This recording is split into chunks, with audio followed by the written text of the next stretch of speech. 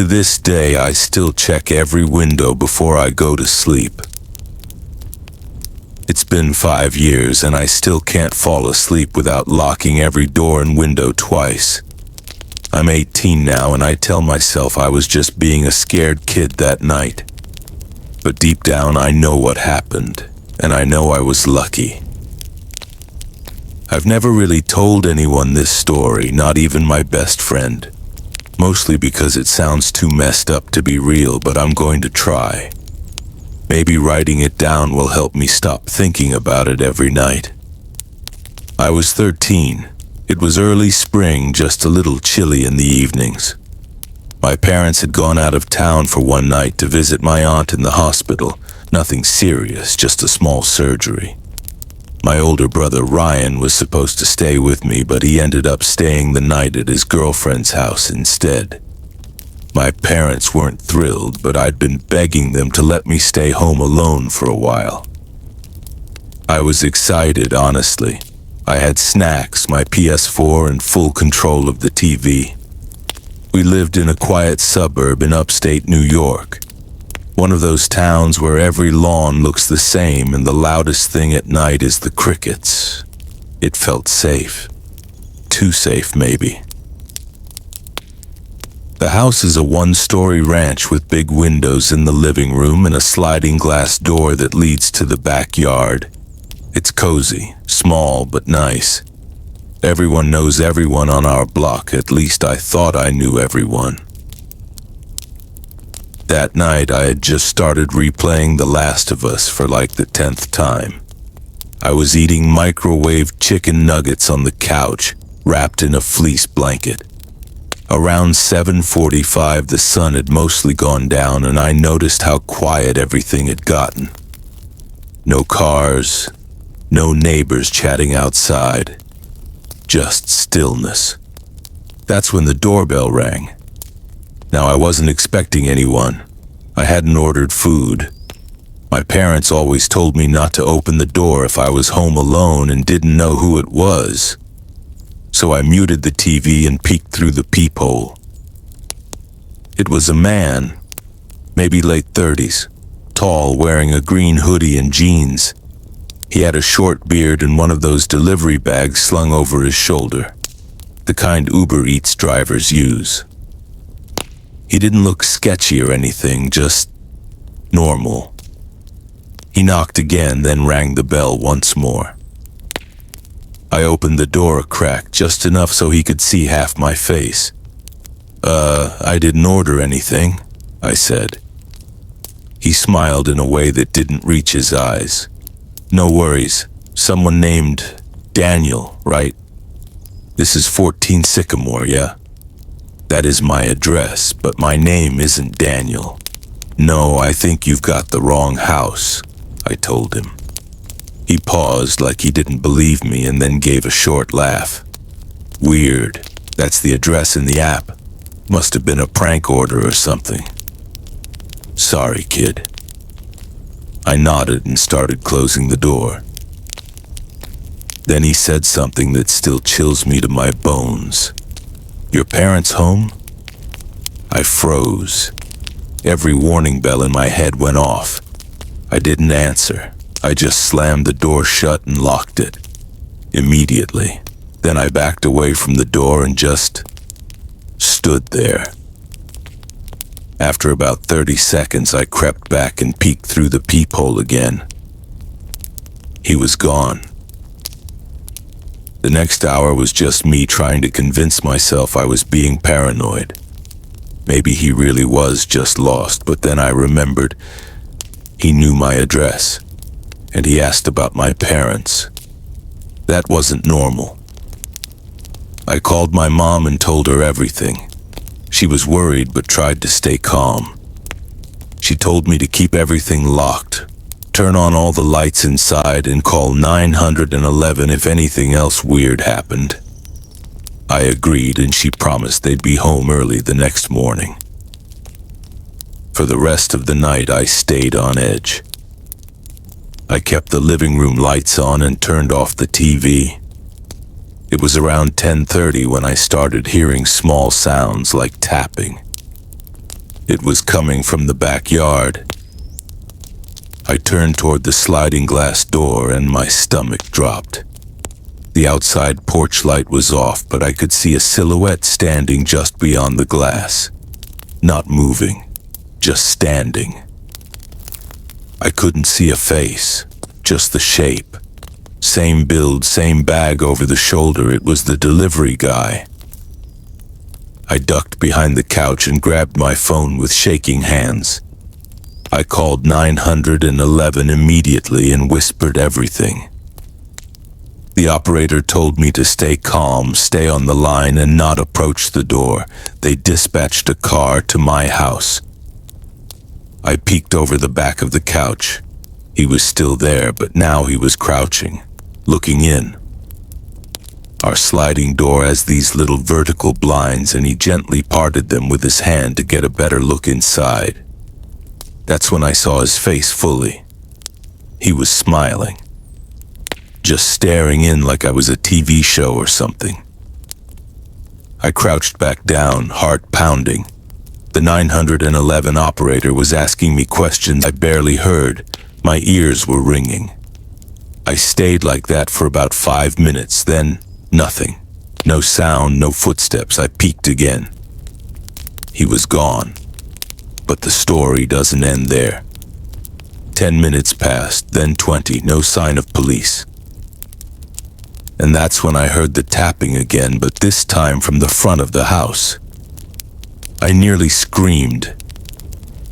I tiptoed to the hallway and looked through the small window next to our front door. No one. But then I noticed something terrifying. The side gate was open. We have a wooden fence with a latch. It's always shut, always. I ran to my parents' room and locked the door. There's no TV in there, just a bed, a mirror, and a small closet. I huddled behind the bed with my phone still on the line with 911 whispering updates. Then I heard it. The creak of a window being opened. Our den window. The one that doesn't lock properly unless you wiggle it just right. I was too scared to even cry. The operator told me to stay where I was, not make a sound, and wait for the officers. They were minutes away, she said. Then I heard footsteps, soft, careful, not in a rush, just exploring. They were inside. I heard drawers being opened, a chair moving. Something fell and clattered on the ground, maybe a lamp. I covered my mouth. My breathing was too loud. My body was shaking so hard it made the bed frame creak. I could hear him walking down the hall, checking the rooms. The footsteps stopped outside the master bedroom. I stared at the door, waiting for the knob to jiggle. It did. Once, twice. Then silence. A knock. Soft. Almost polite. No voice, no words. Just that knock. I was about to lose it when finally, I heard the loud thud of boots outside. The police. Lights flashed through the window. A voice shouted, "This is the police. Come out with your hands up." There was movement inside. Fast footsteps, the sound of the back door being yanked open. I didn't move until an officer pounded on the bedroom door and called my name. They found the sliding glass door wide open. No one was in the house. No signs of forced entry at the front. Just the den window halfway up, the latch barely touched. They searched the house. Nothing was taken, nothing vandalized. Just drawers opened and things moved around. Like he was looking for something. Or someone. I told the officers everything. They took my statement. My parents came home early the next morning. My dad was furious. My mom couldn't stop hugging me. They never caught the guy. 2 weeks later, a neighbor 2 streets down posted on Facebook about someone knocking on their door late at night, asking strange questions and claiming to be from DoorDash. When they looked through the peephole, the man just stood there smiling. The post was taken down within hours. The police said they couldn't prove it was connected. I know it was. And just when I started feeling normal again, something happened that brought it all back. I was cleaning out the kitchen drawer where we keep old mail and receipts, the junk drawer. I was just bored one evening and wanted to throw some stuff out. Underneath a stack of takeout menus and expired coupons, I found something. A small slip of paper, torn notebook paper, folded once. I don't remember putting it there. It had just one thing written in all caps with a smudged black pen. You shouldn't have lied. That's all. No signature, no date. I stared at it for a long time. The weirdest part, it wasn't a new paper, it was old, yellowing, like it had been there for weeks. The junk drawer is in the kitchen, right next to the den window. I didn't sleep at all that night, and to this day, I still check every window before I go to sleep. And now I check the junk drawer too. It's been 7 months since we left that house in the woods. I haven't slept right since. I'm only sharing this now because I keep hearing it again, the tapping. Soft, rhythmic, like a finger on glass. Anyway, here's what happened, and I swear every word of it is real. At least it felt real. I was 22. Still in that weird post-college phase, no real job yet, helping my parents move into what they called their dream home. We had lived in the city all my life, but after retirement, my dad wanted something quieter, more peaceful. So we moved out to the northern mountains, remote, snowy, buried in pine forests. The house was stunning. All glass walls on one side, floor-to-ceiling windows looking out into endless trees. It had a giant deck, a cozy fireplace, heated floors, and a basement that felt like a luxury theater, massive TV, recliners, even arcade games. Everything looked brand new. But the best part, for me at least, was how quiet it was. No sirens, no neighbors, no traffic. Just birds, wind, and silence. We had our golden retriever Toby with us. He was getting old, but still sharp, still alert. He loved sniffing around the woods, barking at squirrels. He always felt like our early warning system, you know? At first it felt like a vacation. Snow fell softly each night. We made cocoa. Watched movies. Dad even bought a snowmobile to explore the trails. But I'll never forget the first night something felt wrong. It was maybe 2 weeks after the move. I was alone. Mom and Dad had driven into town for supplies. I stayed back because I was dealing with a headache. Toby was asleep at my feet as I played Xbox in the basement. It was dark outside already. Sunset comes early in winter here. Then I heard it. Tap. Just one. Faint. Like someone lightly tapping their fingernail against the basement window. I froze. Paused the game. Toby lifted his head and let out a low growl. I thought maybe a branch had hit the glass. Tap. This time louder. Definitely not a branch. I turned around slowly. The basement window was at ground level, half buried in snow. And outside, barely visible in the dim light, a face, pale, pressed against the glass. Eyes wide open, glowing faintly from the light of my screen. And a smile. way too wide. His head tilted slowly like he was curious or confused. Then he vanished, ducked out of view. I stood up so fast I nearly tripped. Toby was barking now, fur on edge, standing at the window. I ran upstairs, locked the doors, grabbed the emergency flare gun Dad kept by the back door, and turned on all the lights. No sign of anyone. Just quiet. And the trees swaying gently in the wind. Nobody believed me. When my parents got back, I told them everything.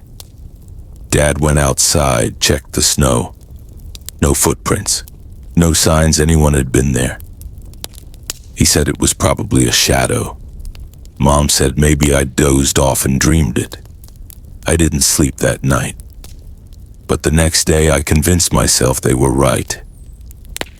It was dark. I was alone. Maybe I imagined it, until the second time. It was morning, bright daylight. I was making coffee when I noticed it. On the glass sliding door to the deck, a perfect handprint. Smudged across the glass, oily and large. 5 long fingers. Pressed flat like someone had stood there watching inside. I called my dad. He examined it closely, but again, no footprints in the snow leading up to it. That was the part that messed with me. How could there be no footprints? Unless he was barefoot, or climbed up onto the deck some other way.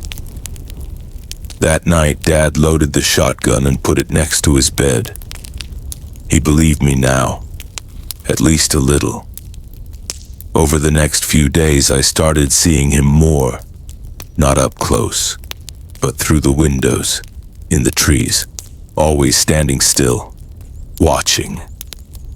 Once I saw him near the tree line around dusk, far away, just a shadow really, but I knew it was him. Same tilt of the head, same stillness, same awful smile. Sometimes he'd vanish when I looked again. Other times he'd still be there, just waiting. Toby would bark constantly now. He refused to go near the windows. One night I was brushing my teeth, looked up into the mirror and saw movement outside the bathroom window. When I turned to look, nothing. But when I checked the window, 2 long scratches in the frost, like fingernails had dragged downward. I set a trap. Dad had an idea. We'd install motion lights and a wildlife camera near the glass side of the house. So we did. That night, we stayed up late in the living room watching through the windows. Everything felt still, too still. Around 2:17 a.m., the motion light blinked on. Toby growled. Then the camera snapped a photo. I ran outside with the flare gun, heart racing, expecting nothing. But when I checked the camera, the photo was blurry, but it showed him. Standing inches from the glass, head tilted, hand pressed against the window. And something else in his other hand. He was holding one of Toby's chew toys. We had no idea how he got it. It had been inside. That was it for my mom. She wanted to leave. Dad didn't. He said it was probably a prank. But I knew better. I started keeping a baseball bat with me at all times. I stopped sleeping in the basement. I barely slept at all. Then, it escalated. Middle of the night. Toby's barking woke me up. 3 sharp knocks on the sliding door. Knock, knock, knock.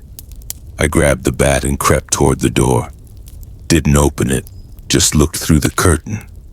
He was there, closer than ever. Smiling, eyes glowing faintly in the moonlight. This time he mouthed something. I couldn't hear it, but I saw it. Let me in. I raised the flare gun, pulled the curtain open fully and fired. A blinding red flash, a screech. He stumbled back and bolted into the woods.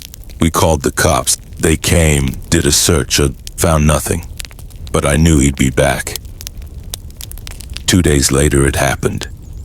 We were all asleep.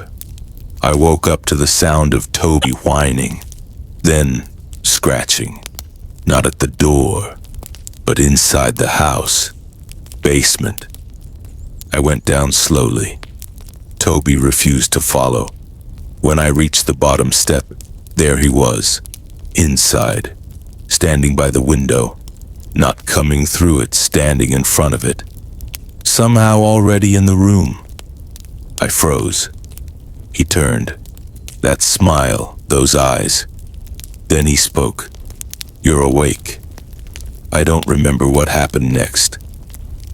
I blacked out, woke up to my parents shaking me. I was lying on the floor and no sign of him. But carved into the glass behind me were 3 words. "I found you." Didn't pack. Didn't look back. Just drove. The house is still there. But it's empty now. Sometimes I still hear tapping in my dreams. Sometimes I hear footsteps in the snow when I'm outside, even though no one's there. But the worst part, a few weeks ago I found something in the garage of our new house. Toby's old chew toy, covered in dirt, and next to it a single handprint on the wall. I don't know who he was. I don't know what he wanted. But I think he's still watching. Somewhere. Behind the glass. Waiting. This happened in April of 2021 during spring break. I was in my 2nd year of college and me and a few friends, 6 of us total, decided to take a break from everything. No school, no assignments, just woods, a lake, and some peace and quiet. It was me, Brandon, and my roommate Eli, plus our friends Noah, Lucas, Caitlin, and Riley. We'd been planning a little trip for weeks, and we found this rental cabin out in a place called Lonesome Ridge, Tennessee. The listing said it was an authentic rustic escape near the lake with hiking trails, a fire pit, and no Wi-Fi. That was the point to unplug for a few days. The place was weirdly cheap for how big it looked in the pictures. 2 stories, big porch, forest all around. We didn't think twice, we booked it. The road got sketchier the closer we got. GPS cut out about an hour before we arrived. After that, it was dirt paths, wooden signs, and trees so thick you couldn't see 20 feet into them. The last few miles felt like we were entering a different world. No other houses, no lights, just trees and shadows. When we pulled up to the cabin, everyone went quiet. It didn't look like the pictures. The wood was faded, some of the windows were fogged up. One of the porch railings was missing. There were scratch marks on the door, long ones like claws. But we were already there and we weren't about to drive 5 hours back. So we laughed it off, said it had personality. We unpacked, claimed rooms, and by sunset we had the fire pit going, beers in hand, music playing off Eli's speaker. It was fun, for a while. That night I took the room upstairs with a little window facing the backwoods.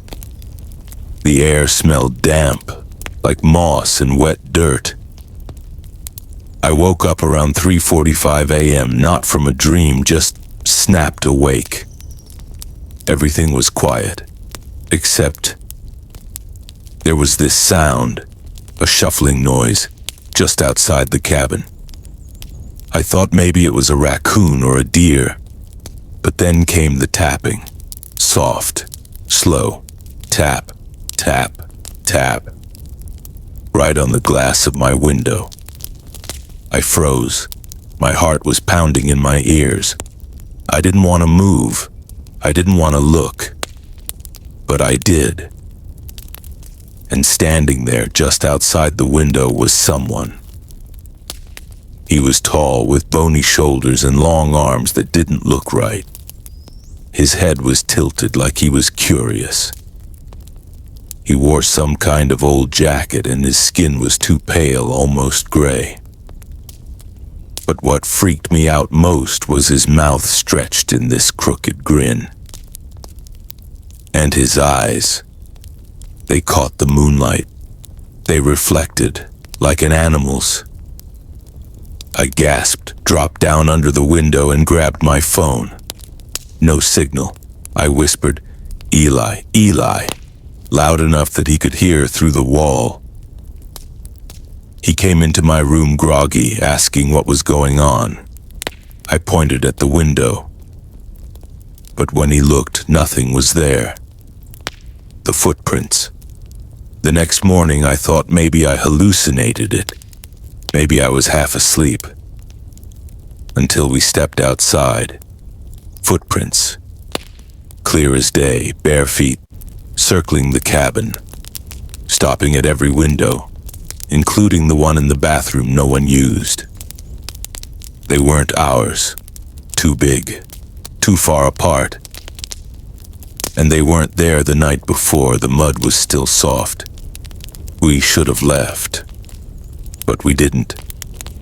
Everyone was on edge. We still had 2 more nights booked and we didn't want to be those people who got scared by some footprints. We kept the fire going longer that night. Nobody drank as much. Caitlin refused to leave the porch. Lucas kept his pocket knife on him the whole time. We locked every door, every window. Eli moved his sleeping bag to the living room. Said he wasn't sleeping alone after what I saw. But even with all that, at 3:33 a.m. I woke up again. The tapping was back. This time it wasn't just on my window. It was moving. Tap, tap, tap, my window. Then down the hallway. Tap, tap, kitchen glass. I sat in bed holding my breath. Then I heard it. A new sound. Scraping, like fingernails dragging along wood. Starting low, then climbing. Someone was climbing the porch. I heard one of the girls scream. Then silence. We all gathered in the living room. Eli had a fire poker in his hand. Lucas had the knife. Riley was crying. Caitlin wouldn't stop staring at the windows. We didn't see anything, but we heard it. Footsteps slow around the cabin, then tapping. Every window, one after another, like he wanted us to know. He was watching. We didn't sleep, just sat in a circle until sunrise. We decided to leave, screw the booking.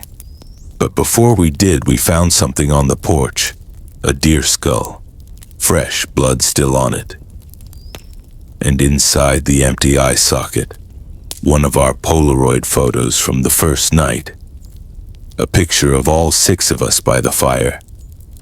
Only, in the photo, there were 7 people standing behind us in the trees. You could see his smile. We drove straight back to campus. Didn't even stop for gas until we were nearly out. Eli tried to call the cabin owner to report it, but the number was disconnected. We tried to look up Lonesome Ridge again. No real records of a rental property there, nothing legit. It was like it didn't exist. I still have that photo. Sometimes I look at it, wondering why he picked us. And sometimes late at night, when it's quiet enough, I swear I hear tapping on my dorm window. But I live on the 3rd floor now, and there's no balcony.